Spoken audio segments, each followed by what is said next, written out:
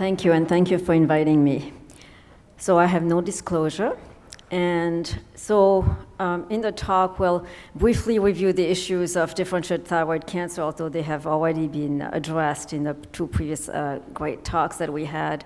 We'll talk a little bit about updating staging and management, and then we'll spend most of the time talking about cervical lymph node assessment, the nomenclature that we use, ultrasound technique, the characteristics of normal and abnormal cervical nodes, what should a preoperative cervical ultrasound include in patients with newly diagnosed thyroid cancer, and what do we do after in the surveillance period? And we'll conclude by a few words about a couple of tips about FNA of suspicious lymph nodes.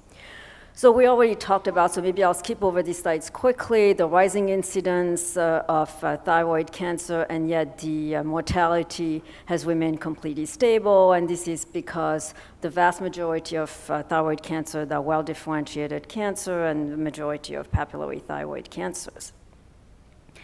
So while the survival for papillary thyroid cancer reaches 98% at 10 years, this cancer still has high propensity for nodular metastasis. And in some series at the time of initial diagnosis, 30 to almost 60% of patients have cervical lymph node metastasis, and it depends how you define cervical lymph node metastasis, whether they are microscopic or macroscopic, and the majority are in the central neck, level 6 or 7. And those, in fact, are associated with an increased risk of the patient having lateral neck nodal metastasis as well. So the question is, does that have an effect on long-term survival? Perhaps there is a worse prognosis in older patients, but certainly these do represent a risk factor for local recurrence or later on cervical node metastasis. So the goals of therapy, as we recognize that most papillary thyroid cancer are indolent disease, the goal of therapy is really to improve disease-free survival and reduce the risk of persistent or recurrent disease by identifying nodal metastasis with high-resolution neck ultrasound, doing fine needle aspiration of suspicious lymph nodes to confirm that they are malignant, and this will influence the surgical management, whether in addition to the thyroidectomy, the patient does need a cervical node dissection. So this allows a more accurate staging and risk stratification, and hopefully it minimizes treatment-related morbidity and unnecessary therapy. And really the trend now is to have less aggressive treatment, as we recognize that many of these patients have indolent cancer. So a core issue is how to balance treatment-associated benefits with treatment-associated harm. And in the differentiated thyroid cancer, that's not always an easy proposition. So the preoperative imaging, once a patient has a diagnosis of differentiated thyroid cancer, include a high-resolution neck ultrasound to identify potential suspicious lymph nodes. If they are identified, do an FNA to confirm that they indeed are malignant. In some patients, particularly if there's a bulky thyroid mass or bulky nodal disease, these patients, some of them will have a neck CT or neck MR with contrast. And in very selected cases, in the rare patients where we suspect that they have a very aggressive lesions, then they would have a PET CT or a pan CT to look for distant metastasis. This would be really the minority of patients. So because the management of differentiated thyroid cancer also has evolved. So while tumors that are larger than 4 centimeters or those who have extrathyroid extension will undergo total thyroidectomy, the new ATA guidelines from 2015 identified that some patients are indeed candidate for hemithyroidectomy. Patients have unilateral tumors, 1 to 4 centimeters without any nodal metastasis, patients who are low risks, and of course there are those patients who have indeterminate nodules if the gene testing is suspicious. And then finally, I think we're starting to recognize that there may be a role for surveillance of papillary thyroid cancer 1 centimeter or less in selected cases, especially older patients who have a lot of other comorbidity. So in addition to that, the management of differentiated thyroid cancer is, if there are macroscopic nodal metastases, do a cervical node dissection that was geared to the area where there are the cervical compartment that has these nodal metastases diagnosed.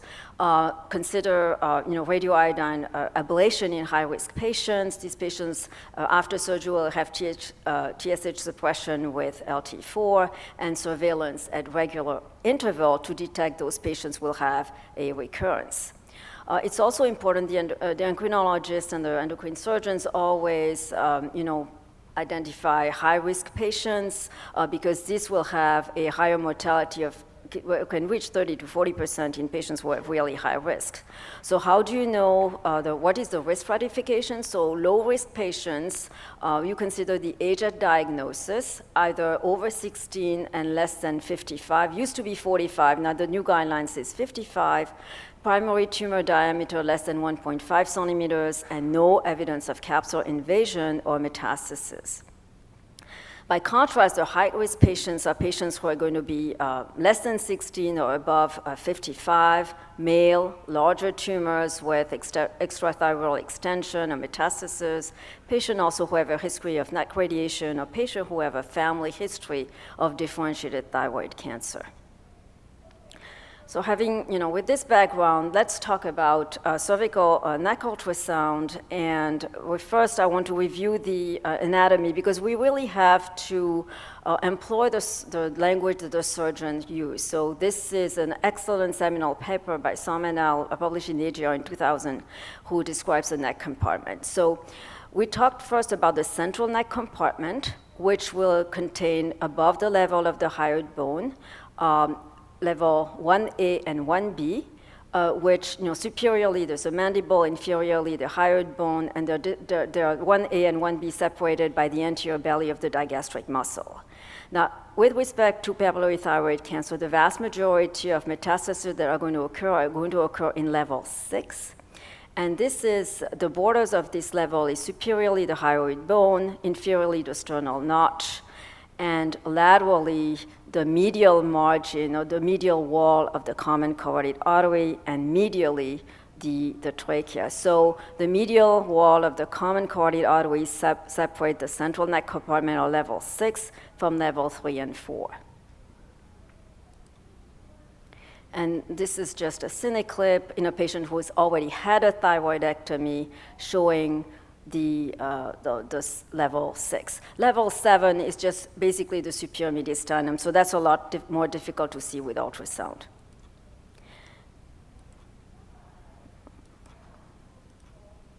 Okay, the lateral compartment of the neck contains level 2A and 2B, so these are between the sulcus superiorly and the hyoid bone inferiorly.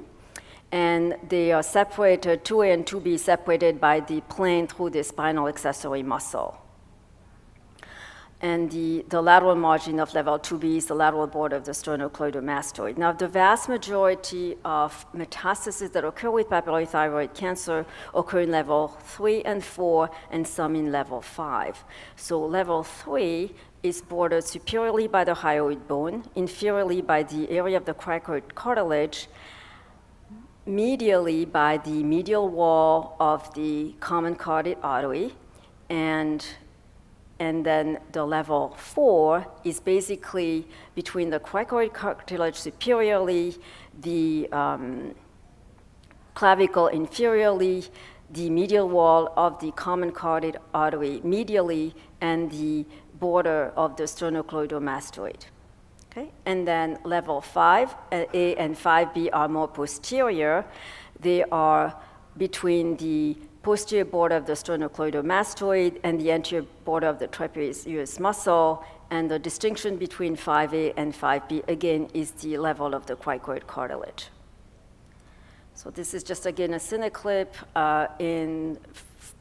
of the lateral level. We go from level 3 to level 4, and you can see here the landmark is really the common carotid artery.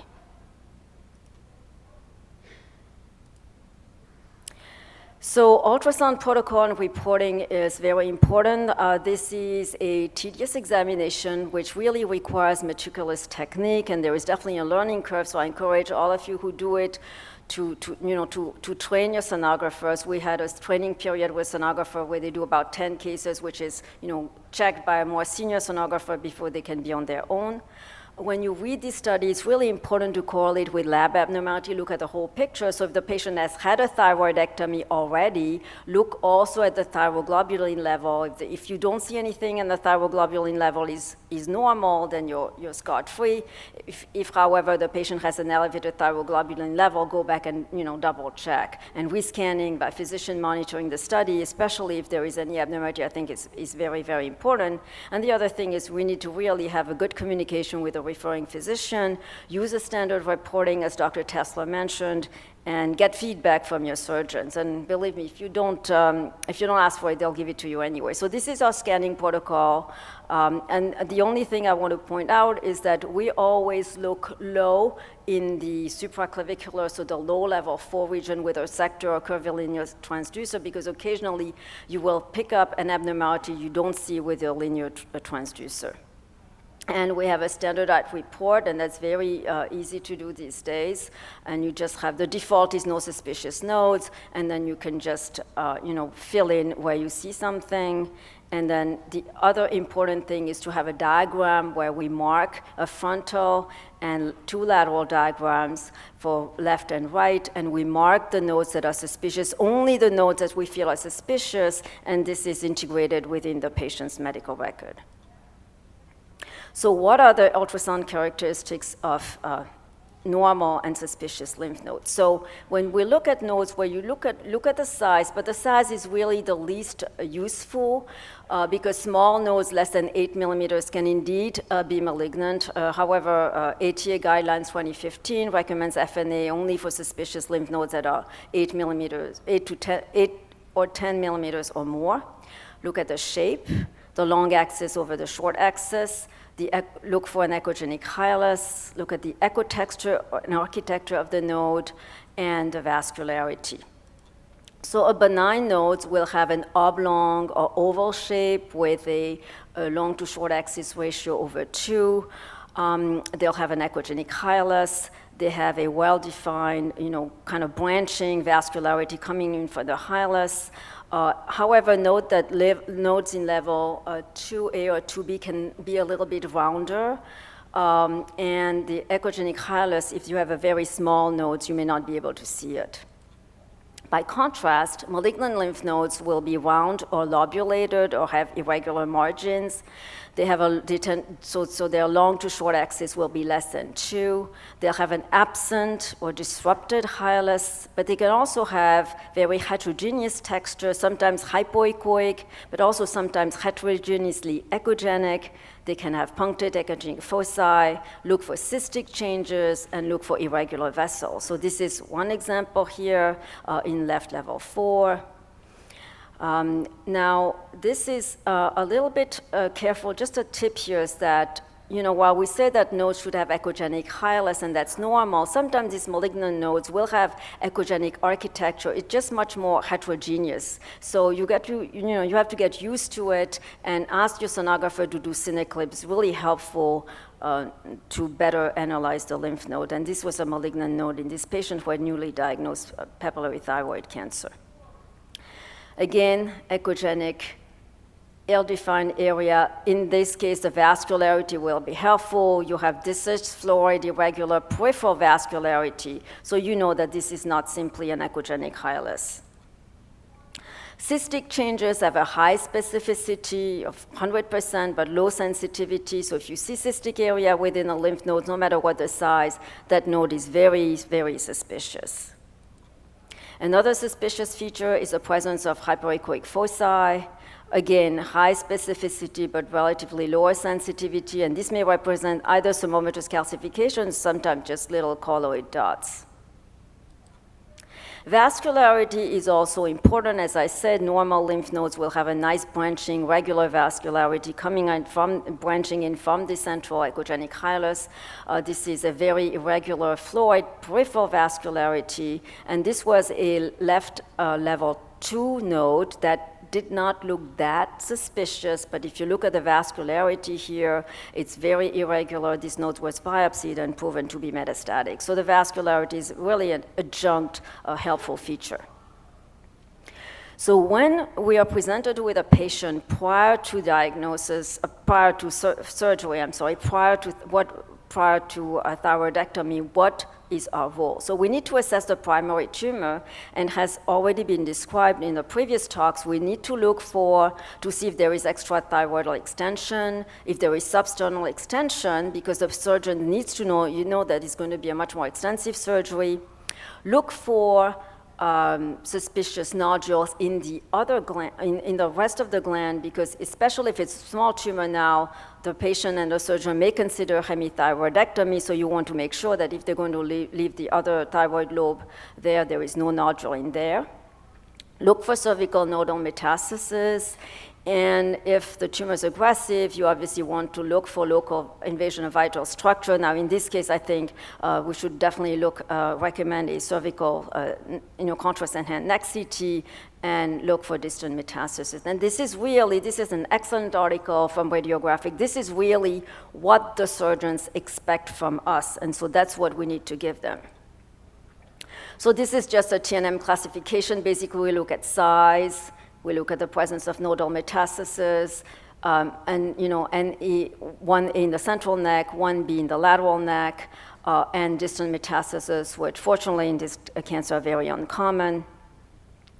So how do we assess extrathyroidal extension? Well, it's often very minimal, only seen on histopathology, and that does probably not have adverse prognostic significance. However, if there is gross extension outside the gland, it will obviously affect the surgery, make it more difficult, affect the management. This patient will go on to have radioactive iodine and may affect the prognosis as well. Now, in this cancer, again, wide extension is uncommon. So what are the ultrasound findings to suggest extrathyroidal extension? That was nicely demonstrated in this paper by the Stanford group.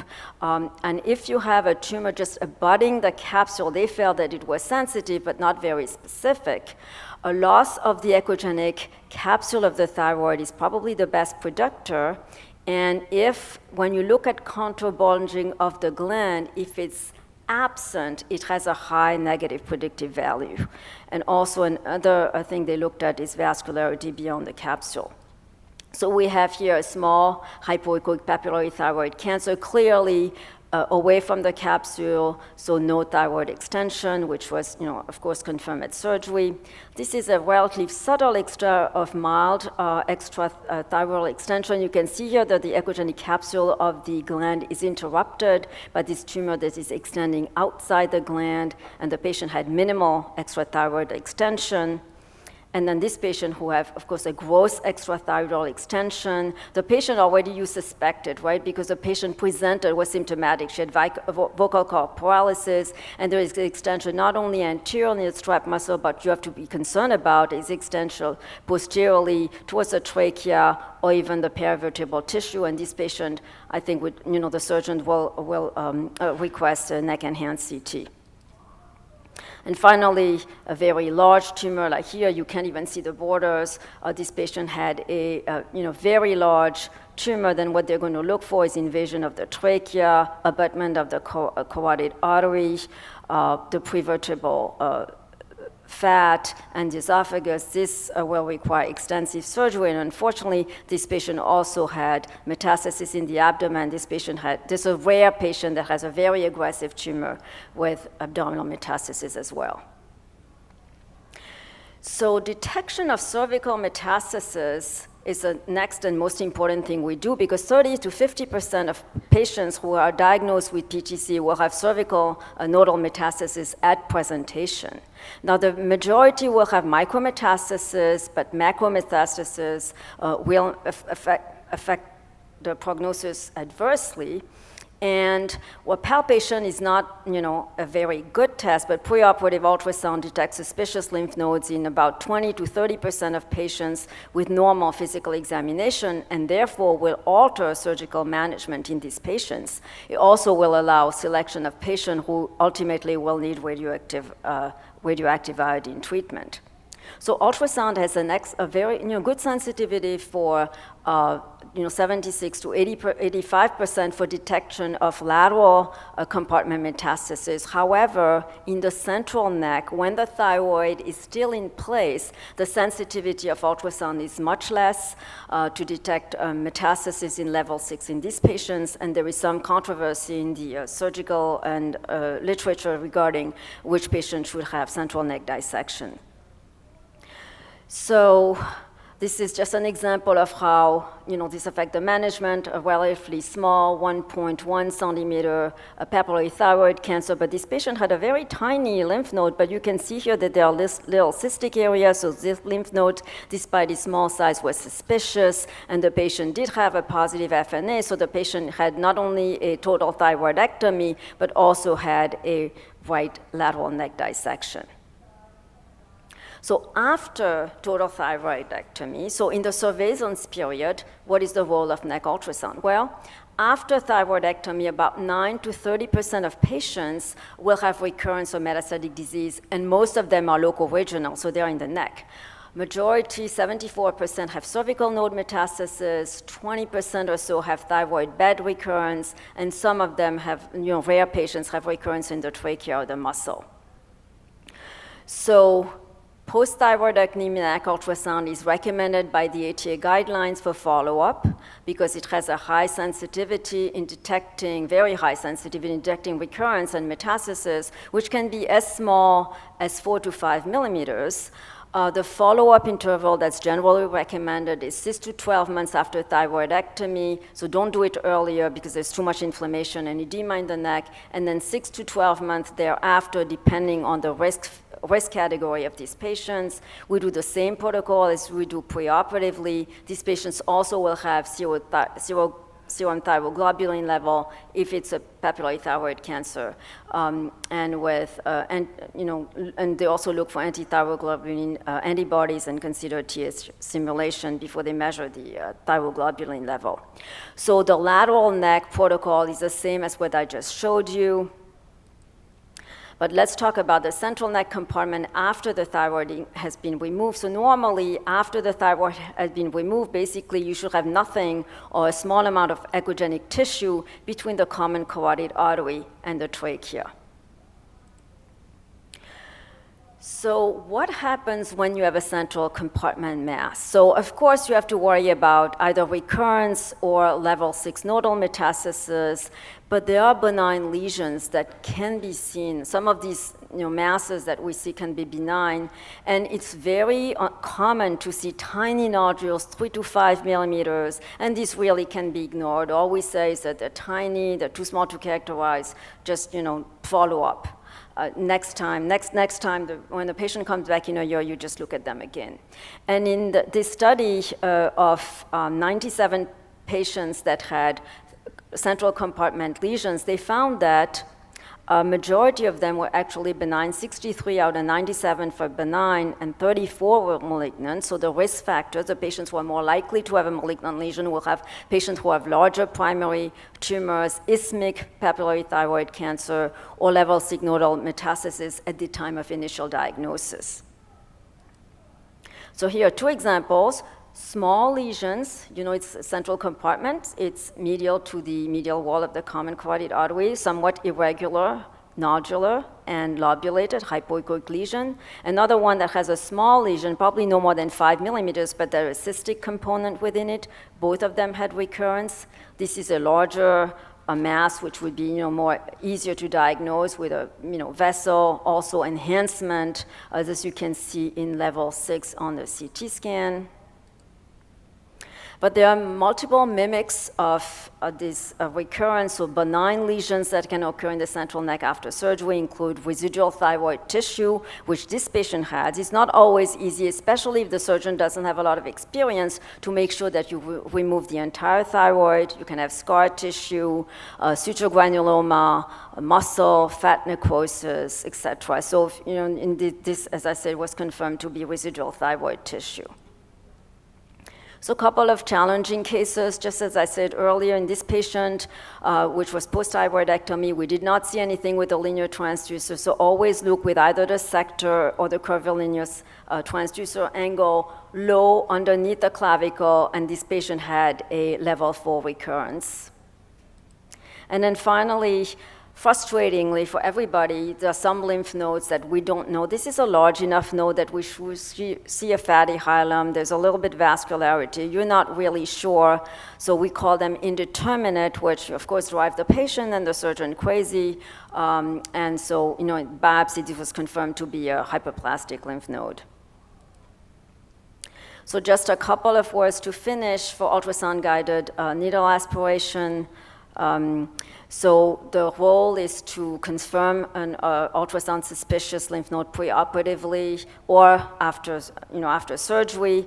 What we do is we do one suspicious node per compartment. So if there are multiple lymph nodes, for example, in level 3 and 4, we will do one of them. But if the patient has suspicious lymph nodes in the level 3 or 4, but also level 6, we'll do one in the lateral neck and one in the middle, in the central compartment, because this is different surgery. And I've done up to 4 compartments. If the patient has suspicious lymphadenopathy everywhere, our surgeon wants surgical confirmation before they go to surgery, so you can do up to all 4 compartments of the neck.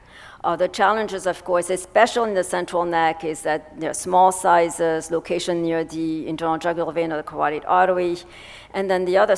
But we use 25 or 26 gauge needles, so that at least is a saving grace. But the other thing that can be frustrating is that cystic nodes can yield scant material, and in this case, really what you need to do in addition to just doing the FNA is make sure that we send for thyroglobulin concentration in the aspirate. Okay, if it's a papillary thyroid cancer. If it's a medullary thyroid cancer, then you should send calcitonin level. Okay, so nodes are cystic, you're not going to get a lot of cells, but if you get a high level of thyroglobulin, and the cutoff is about 1 nanogram per milliliter in this paper, then if you have a higher level than that, then you have to suspicious that it is a malignant lymph node. And so with that, the important thing is, a couple of things. We need a multidisciplinary train. We always go to a thyroid nodule conference. You really need to understand what the surgeon needs from you and communicate with them by a diagram depicting abnormal nodes. Sometimes in difficult cases, we do a preoperative marking or even go to the ER for really difficult cases. Thank you very much for your attention.